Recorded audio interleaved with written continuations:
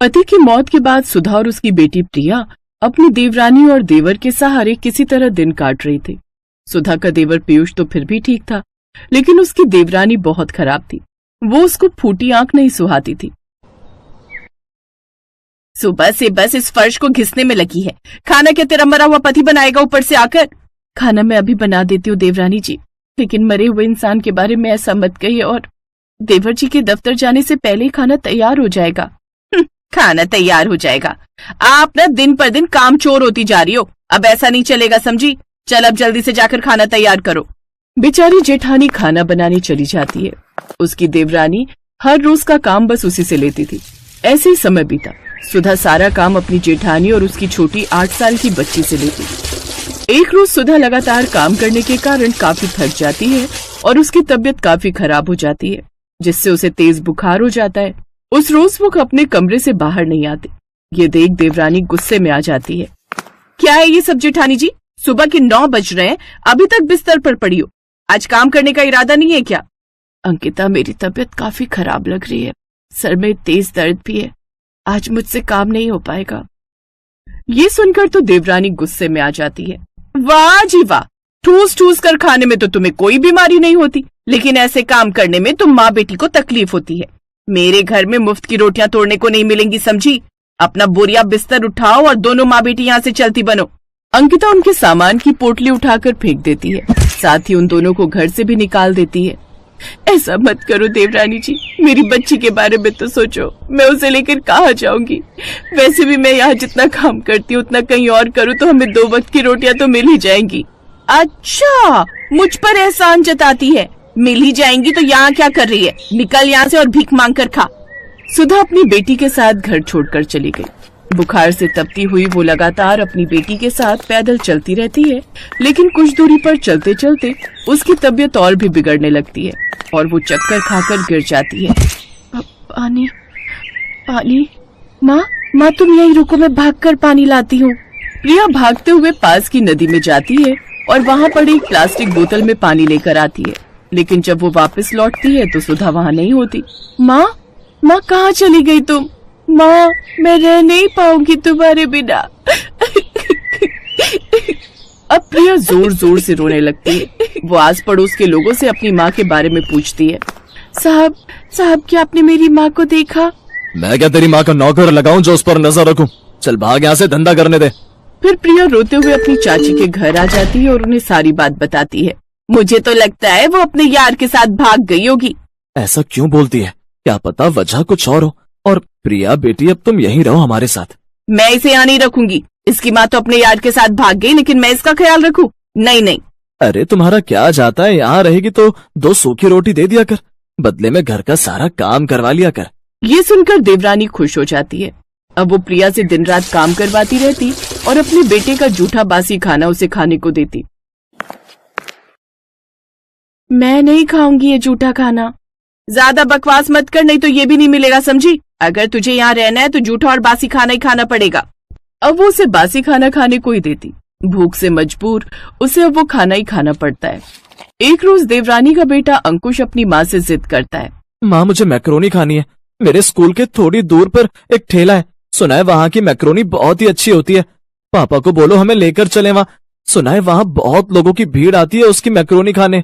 अच्छा, फिर तो मैं अभी तुम्हारे पापा को फोन करती हूँ कि वो शाम को जल्दी घर आ जाए और हमें वहाँ लेकर चले। अंकिता अपने पति को फोन कर देती है। मैक्रोनी खाने का तो मेरा भी बड़ा मन है। ठीक है, मैं शाम को जल्दी घर आऊंगा, तब चलेंगे उस ठेले पर। शाम को वो सभी उस ठेले पर जाने के लिए तैयार हो जाते हैं, लेकिन तभी प्रिया बोलती है। चाचा, मैं भी मैक्रोनी खाने जाऊंगी, मेरा भी बड़ा मन है। हाँ, जैसे तेरा बाप तो जायदाद छोड़कर गया है ना। क्यों गुस्सा करती हो अंकिता? चलने दो, इसे भी बच्ची है, इसका भी मन होगा। अब वो सभी उस ठेले पर मैक्रोनी खाने चले जाते हैं, जहाँ काफी लंबी भीड़ लगी हुई थी। अरे बाप रे, इतनी लंबी लाइन लगी है यहाँ तो। ऐसे में तो रात तक नंबर आएगा। ऐसा करते हैं, आज कहीं और से कुछ खा लेते हैं, यहाँ हम फिर किसी दिन आएंगे।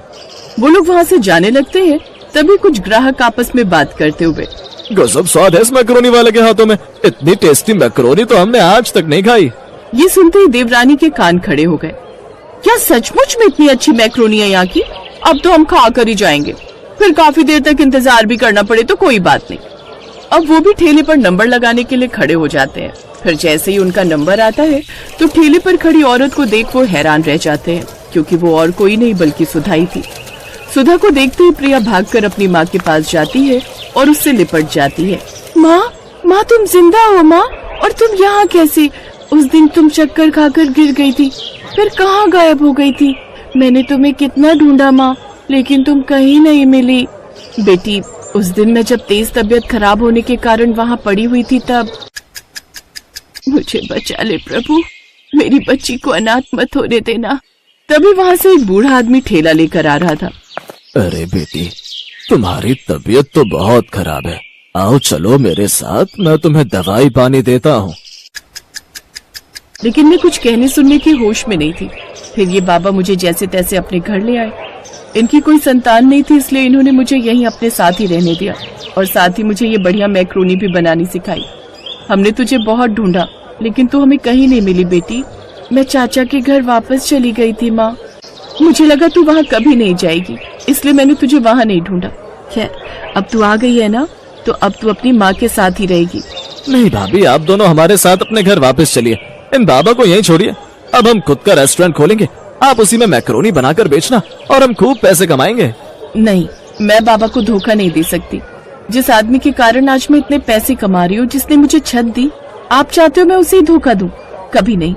अब मेरे ठेले पर आए हो तो मेरे हाथ की मैक्रोनी खाते जाओ, लेकिन हमारे वापस आने का ख्याल अब अपने दिमाग से निकाल दो। अंकिता देखती है कि कैसे उसकी अनपढ़ जेठानी इतनी टेस्टी मैक्रोनी बेचकर पैसे कमा रही है। अब उसे अपनी करनी पर पछतावा तो बहुत था, लेकिन वो कुछ कर नहीं सकती थी। और अब दोनों माँ बेटी उस बूढ़े बाबा के साथ खुशी खुशी रहती हैं।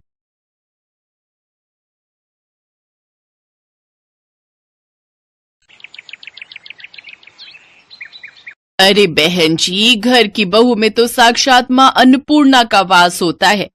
अपने परिवार को अच्छा अच्छा स्वादिष्ट और ताजा भोजन खिलाना तो हर औरत का धर्म होता है। बिल्कुल सही कह रही हो बहन जी, लेकिन आजकल पारिवारिक लड़की ढूंढ पाना उतना ही मुश्किल है जैसे गधे के सर में सींग। अब आप हमें ही ले लीजिए। अर्णव मेरा इंजीनियर है, कम से कम लाखों में सैलरी है उसकी, लेकिन फिर भी अपनी पसंद की लड़की नहीं मिल रही। वो क्या है ना, मेरा अर्णव विदेशी खाना खाने का बड़ा ही शौकीन है। कहता है सिर्फ उसी लड़की से शादी करूंगा जो विदेशी खाना यानी कॉन्टिनेंटल फूड, हाँ कॉन्टिनेंटल फूड बनाना जानती होगी। और आपको तो आजकल की लड़कियों का पता ही है, इंडियन खाना तो उनसे बनता नहीं, तो विदेशी तो क्या ही बनाएंगी। अरे ना ना ना बहन जी, सब लड़कियां एक सी ना होती। मेरी सानवी तो हर तरह का खाना बनाना जानती है, खासकर वो विदेशी कॉन्टिनेंटल फूड। फिर तो जल्दी से उसे बुला दीजिए। उर्मिला अपनी बेटी को बुलाने अंदर जाती है। देखो सानवी, जो भी हो बस इस इंटरव्यू को क्लियर कर ले। बहुत बड़ी पार्टी आई है रिश्ते के लिए, खूब नौकर चाकर और गाड़ियां हैं घर में। तेरी बात पक्की हो गई ना तो तू राज करेगी राज। और सुनना, मैंने तेरी तारीफ में बड़े बड़े कसीदे पढ़ दिए हैं कि तुझे बहुत ही बढ़िया बढ़िया कॉन्टिनेंटल खाना बनाना आता है। माँ, मुझसे आलू पूड़ी रोटी सब्जी ये सब तो ठीक से बनता नहीं। पराठा बनाती हूँ तो पहचानना मुश्किल हो जाता है कि पराठा है या श्रीलंका का मैप। और कॉन्टिनेंटल डिशेस का तो मुझे नाम तक नहीं पता। अरे शुरू शुरू में तू ना वो यूट्यूब देखकर बना लियो, फिर जब उनका मन भर जाएगा कॉन्टिनेंटल खाना खाकर तो वो खुद ही मना कर देंगे बनाने को। वैसे भी अंग्रेजों का ये बेतुका खाना ज्यादा दिन तक थोड़ी ना खाया जाता है। चल अब अच्छे से टचअप लेकर बाहर आ जा। तैयार होकर सानवी बाहर आ जाती है। फिर बातचीत में अर्णव की मम्मी और अर्णव को सानवी बहुत पसंद आती है। साथ ही जब वो ये पूछते हैं कि उसे कॉन्टिनेंटल खाना बनाना आता है तो इस पर सानवी कहती है, कॉन्टिनेंटल खाना? जी, वो बनाना तो मेरे बाएं हाथ का खेल है। ये बात सुनते ही लड़के वाले झट से शादी के लिए तैयार हो जाते हैं। कुछ ही दिनों में दोनों की शादी भी हो जाती है। शादी के बाद देखो सानवी, तुम्हारे हाथ के बने कॉन्टिनेंटल खाने की तारीफ तो हमने बहुत सुन ली, अब आज जल्दी से कुछ बढ़िया सा बनाकर खिला दो। अभी बनाकर लाती हूँ। रसोई में जाकर वो यूट्यूब खोलती है, फिर सोचती है, नहीं नहीं नहीं नहीं, अगर मैंने इन्हें कोई फेमस डिश बनाकर खिलाई तो ये लोग समझ जाएंगे कि मुझे कुछ भी बनाने नहीं आता। ऐसा करती हूँ, कुछ भी बना देती हूँ और उसे कोई भी नाम दे दूंगी। सानवी फ्रिज खोलती है उसे उसमें तुरई दिखाई देती है। वो कच्ची तोरी में मसाले लगाकर ओवन में ग्रिल होने के लिए रख देती है। कुछ देर बाद वो उसे बाहर निकालती है तो देखती है सारी तुरई करारी हो गई होती है। हे भगवान, ये तो कुछ ज्यादा ही करारी हो गई है। हाँ, एक काम करती हूँ, मेयोनीज और टमाटो केचप दोनों को मिक्स करके इसके ऊपर लगा देती हूँ। फिर सानवी पूरे कॉन्फिडेंस के साथ वो परोसती है और खुद किसी बहाने से रसोई में चली जाती है। वो डिश देखकर अर्णव अपनी माँ से कहता है, छी माँ, ये कौन सी सब्जी की डेड बॉडी है, काली पीली सी। छी माँ, मुझे तो देखते ही उल्टी आ रही है। ऐसा ना हो मुझे उल्टी हो जाए। चुप कर तू, पता भी है मैंने कितने कसीदे पढ़े हैं तेरी तारीफों के। तू मॉडर्न है, तुझे विदेशी कॉन्टिनेंटल खाना पसंद है। अब कहीं बहू को पता चलेगा ना तू ऐसा है तो कहेगी किन गवार लोगों से पाला पड़ गया है। अब उसने बनाया है तो कॉन्टिनेंटल डिश ही होगी कोई। तू तो बस बीच बीच में झूठी मूठी तारीफ करता रही हो। ठीक कहती हो माँ, लेकिन सच्ची में माँ, ये बहुत ही वाहियात है खाने में। तभी सानवी वहां आ जाती है। वाह वाह बहू, क्या मजेदार कॉन्टिनेंटल खाना बनाया है तूने। इतना मजेदार खाना तो मैंने किसी 5 स्टार होटल में भी नहीं खाया। अरे वाह, माँ जी को मेरे हाथ की ये जली हुई तोरई इतनी पसंद आई। वाह वाह वाह भगवान, तूने बचा लिया। हाँ सानवी, अच्छा बना है। अब तुम कल बनाना इटालियन पास्ता। हाँ हाँ, क्यों नहीं। कम से कम कुछ तो जानी पहचानी चीज खाने को मिलेगी। अगले दिन सानवी इटालियन पास्ता बनाने के लिए किचन में जाती है और यूट्यूब पर रेसिपी देखने लगती है। मुझे तो इनके नाम से भी चक्कर आ रहे हैं। भला मसालों के नाम भी कोई ऐसे रखता है क्या? और ये लिट जूस क्या होता है? सीधे सीधे पत्ता गोभी भी तो बोल सकता है। बस बहुत हुआ, अब तो मैं अपने हिसाब से ही पास्ता बनाऊंगी। और कौन सा ये अंग्रेज आते हैं हमसे सरसों का साग सीखने जो हम इनका पास्ता बनाए। उस दिन भी यही हुआ। सानवी ने पास्ता में व्हाइट सॉस मिलाने की जगह उसमें अरारोट और कॉर्नफ्लोर मिलाया। साथ ही साथ पास्ता में ढेर सारी लाल पिसी हुई मिर्च भी डाल दी। अब देखना, अब ये इनका आखिरी पास्ता होगा। इतनी लाल मिर्च झोंक के डाली है कि आज के बाद नाम नहीं लेंगे कॉन्टिनेंटल खाना बनाने का। सानवी वो पास्ता लेकर बाहर आती है। वाह वाह वाह, बन गया पास्ता। हाँ हाँ हाँ, लेकिन आज इटालियन नहीं, मैंने आखिरी पास्ता बनाया है। लाला बहू, आखिरी हो या पहला, हमें तो खाने से मतलब है। तू ला झट से प्लेट में निकाल। अर्णव और उसकी माँ पहला चम्मच खाने के बाद ही 2 गिलास पानी पी जाते हैं। पास्ता थोड़ा तीखा लग रहा है ये कहकर वो पास्ता छोड़कर उठ जाते हैं। अब वो हर रोज इसी तरह अजीबोगरीब डिशेस बनाकर कभी वो पनीर स्वाहा बनाती तो कभी साग अनकारा। एक रोज सास अपनी बहू से, बहू तेरी ना दिल्ली वाली बुआ सास, उनका बेटा और बेटी भी आ रहे हैं। तू ना उनके लिए वो सब कॉन्टिनेंटल खाना बनाना जो तूने हमारे लिए बनाए हैं। वो बुआ ना बड़ा ही मजाक उड़ाती थी मेरा कि भाभी तेरी जिंदगी तो दाल चावल रोटी में ही कट जाएगी। हमारे घर तो हर देश का खाना बनता है। आज सबको दिखा दूंगी मेरी बहू कितनी गुनी है। हैं? अब पर माँ जी, मैं कह रही थी कुछ सिंपल ही बना लेते हैं। सबको ना ये मिर्च मसाले वाला खाना पसंद नहीं आता। नहीं, तुम वही सब बनाना, उन लोगों को भी पता चले कि हमारी बहू कितनी मॉडर्न है। और हाँ, वो पनीर सुहाहा और आखिरी पास्ता भी जरूर बनाना, बस मिर्च थोड़ी कम रखना। शाम को सब मेहमान आ जाते हैं। दिल्ली वाली बुआ, उनकी बेटी और कनाडा में 7 साल तक शेफ की नौकरी करने वाला उनका बेटा मयंक, वो सब सानवी के लिए गिफ्ट लेकर आते हैं। फिर रात को सब बैठकर साथ में डिनर कर रहे थे। मयंक बेटा, तू तो एक बढ़िया शेफ है, लेकिन मेरी बहू तो तुझसे भी बड़ी शेफ है। उसके हाथ का पनीर सुहाहा और आखिरी पास्ता तू खाएगा ना तो उसका स्वाद तो तू भूलेगा ही नहीं। फिर मयंक एक एक करके वो डिशेस चखने लगा तो उसका दिमाग घूमने लगा और वो गुस्से में कहता है, जी अब बस भी करो, कॉन्टिनेंटल के नाम पर ये क्या खिला रहे हो आप? जली हुई तोरई, राख हो चुके पनीर टिक्के और अरारोट में बना हुआ आखिरी पास्ता, ये भी कोई खाना है? अरे ये कॉन्टिनेंटल तो क्या कोई फूड ही नहीं है। भला कौन से ग्रह के लोग ऐसा बेस्वाद खाना खाते हैं? मैं एक शेफ हूँ और अच्छे से बता सकता हूँ इसमें क्या क्या डला है और ये कैसे बना है। सानवी बहू, ये जो कह रहा है वो सच है। मुझे माफ कर दो मम्मी जी, मुझे लगा था मैं यूट्यूब से सब देख देख कर बना लूंगी, लेकिन सब गड़बड़ हो गया। पर आप दोनों तो उंगलियां चाट चाट कर खाते थे ना? उंगलियां चाट कर नहीं, बल्कि नाक बंद करके और अपनी उंगलियां रोक रोक कर खाते थे, क्योंकि सच तो ये था हमने कभी पहले कॉन्टिनेंटल खाना खाया नहीं था। तो क्या आपने झूठ कहा मुझसे?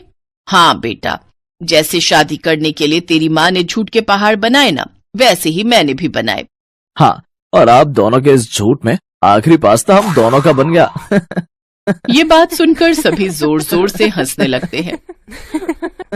Best buddies. Hello friends, Thanks for watching this video. अगर आपको ये वीडियो पसंद आया है तो प्लीज लाइक, सब्सक्राइब, कमेंट्स करें इस वीडियो पर और हाँ, शेयर करना भी ना भूलें। और भी मजेदार वीडियो देखने के लिए नीचे दिए गए बेल आइकॉन को दबाएं। देखते रहिए बेस्ट बडीज।